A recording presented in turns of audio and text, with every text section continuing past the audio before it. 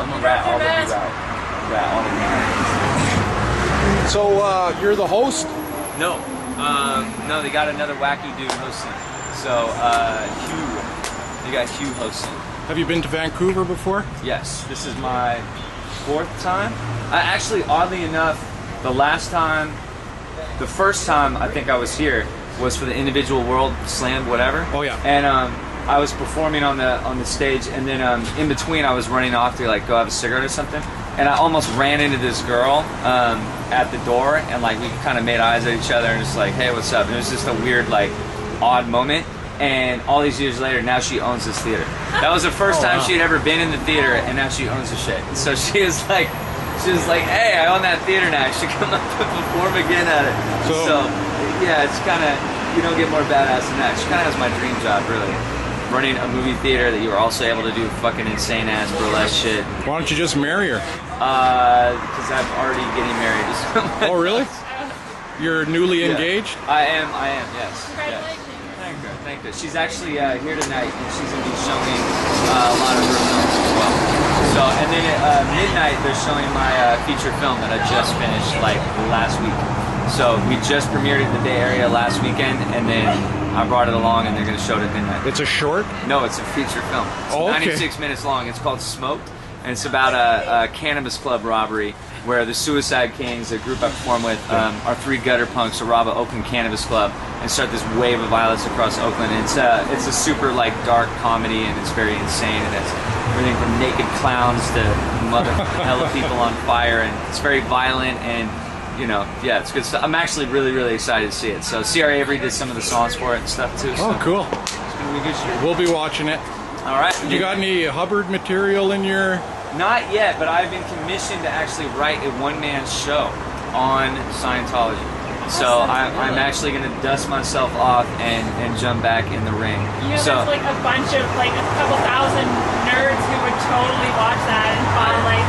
I think it is time. I've been so busy with the film and other crazy shit that and someone hit me up about it. I mean, I would only do it under the agreement that I was able to couple it with my own views on Baptist Christianity, which I was raised as a devout Baptist Christian, which I am no longer am, but by my mom, who is L Ron Hubbard's granddaughter, and she was never a Scientologist, and Scientology is ridiculous and absurd and insane, but the shit where we eat flesh and drink blood every Sunday, and there's a magic snake and a talking, you know, apple. It's like all that's good. All that stuff's cool. That'd be an interesting connection to make. Yeah, it's like I had to deprogram myself from Christianity, and then I find them both equally absurd. Except I give L Ron a little more props because, you know, he just came up with it out of his ass. And as far as I know, other than Scientologists and making a quick buck, hasn't been used to like subjugate entire races of people. So, yeah, that's right. Yeah. You know what I mean? I think Christianity kind of wins the crazy contest. Yeah. So yeah, that's just. But there's a limit to how far Scientology could spread. Anyhow, you know, I don't see it as. Maybe, I don't know. They're really just fighting to stay in there because I think they know that if you just hang on long enough, that you'll just be like Mormons or like, you know, that people, they're just weird, but they just sort of tolerate you. And I think that that's what they're fighting for, is to like, to just get, I mean, most cults obviously die with their main leader. And the fact that they didn't is a testament to how much money he made, and is also a testament to like their whole crazy franchise business plan structure that obviously is still working. I don't know how many like new converts they're getting, but that's going to be muddy to begin with. Well, and the numbers that they have are suspect anyhow. They're what do they say? Like fucking 8 million. Yeah, 8 million. Right. Apparently, that's based on anybody who's ever bought a course or bought a book.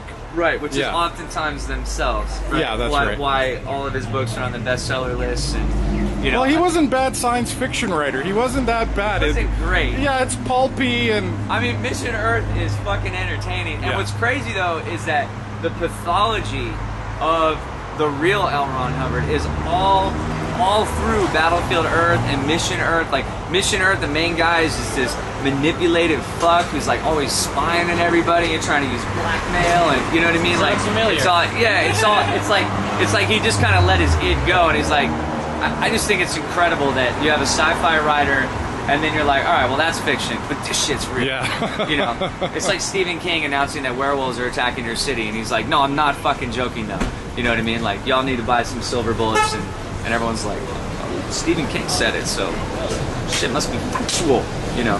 So what do you think about the last couple years with Anonymous coming on the scene? And I think Anonymous is awesome, simply because they have a snarky sense of humor, and I really appreciate that. I appreciate that they are the next generation versus just being a lot of ex-Scientologists. Yeah. Because when you're an ex, like, high-ranking Scientologist, I met a couple, it kind of makes you suspect in terms of, like, you know, you believed in Xenu, you know what I'm saying? Like, it's hard for a regular, ordinary person to understand that.